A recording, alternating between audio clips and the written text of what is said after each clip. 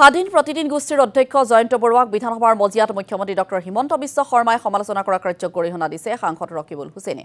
সংবাদ জগতৰ ব্যক্তিকো আক্ৰমণ কৰিবলৈ এৰা নাই মুখ্যমন্ত্ৰীয়ে। যিজন ব্যক্তিক তিৰস্কাৰ কৰিছে তেখেত সমাজ জীৱনৰ এজন গণ্যমান্য ব্যক্তি। নিৰ্ভীকভাৱে জয়ন্ত বৰুৱাই চৰকাৰৰ জনবিৰোধী কাম কাজক সমালোচনা কৰাৰ বাবে মুখ্যমন্ত্ৰীয়ে ভয় খুৱাব বিচাৰিছে বুলি মন্তব্য ধুবুৰীৰ কংগ্ৰেছ সাংসদ ৰকিবুল হুছেইনৰ। যেটো সময়ত আমি এটো সংযম হৈ থাকিব লাগে সকলোৱে মিলাপ্ৰীতিৰ আমি কথা কওঁ সেই সময়ত মাননীয় মুখ্যমন্ত্ৰী ডাঙৰীয়াই বিভিন্ন জনৰ মাজত বিভেদ হিচি দি তেখেতে ৰাজনীতি কৰিব আৰম্ভ কৰিছে। আনকি আপোনালোকৰ সংবাদ জগতৰ মুধাফুটা ব্যক্তিকো তেওঁ অপমান কৰিবলৈ এৰা নাই। বিধানসভাৰ মজিয়াত জয়ন্ত বৰুৱা নিচিনা এজন লোকক তেওঁ অকল যে এখন সাংবাদিক তেওঁ নহয়, তেওঁ সমাজ জীৱনৰ এটা বিভিন্ন ক্ষেত্ৰত অৰিহণা থকা ব্যক্তি। আজি বিভিন্নজনে তেওঁক স্বীকৃতিও দিছে, বিভিন্ন অভিধান কৰাৰ ক্ষেত্ৰতে হওক, সাহিত্য সংস্কৃতিৰ ক্ষেত্ৰতে হওক, সমাজ জীৱনৰ এজন আপোনাৰ গণ্যমান্য ব্যক্তি। তেখেতক যিদৰে তিৰস্কাৰ কৰিছে এই কথাবিলাকে প্ৰমাণ কৰে, এই কথাবিলাকে ওলাই পৰে যে মুখ্যমন্ত্ৰী ডাঙৰীয়া বৰ চেকি হৈ গৈছে, মুখ্যমন্ত্ৰী ডাঙৰীয়া বৰ ভয় খাইছে।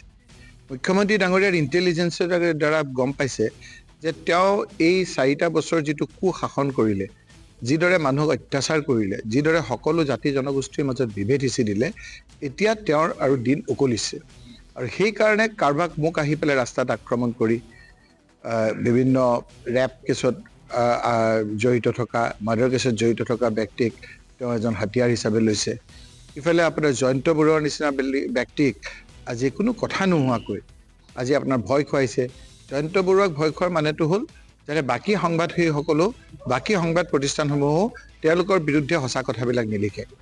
নিৰ্ভীকভাৱে জয়ন্ত বৰুৱা ডাঙৰীয়াই এই কথাবিলাক লিখাৰ কাৰণে, প্ৰকাশ কৰাৰ কাৰণে তেওঁক ভয় খোৱাৰ যোগেদি বাকীবিলাকতো এটা সাৱধানবাণী শুনাইছে।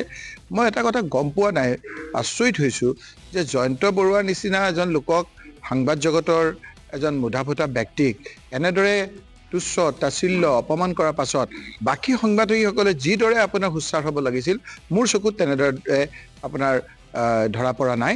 মই ভাবোঁ যে তেওঁলোকে বোধহয় নিৰাপদ দূৰত্বত থাকি ভাবিছে যে এইটো জয়ন্ত বৰুৱাকহে কৈছে, আমাকতো কোৱা নাই, আমি সেই ক্ষেত্ৰত আমি মাত নামাতো।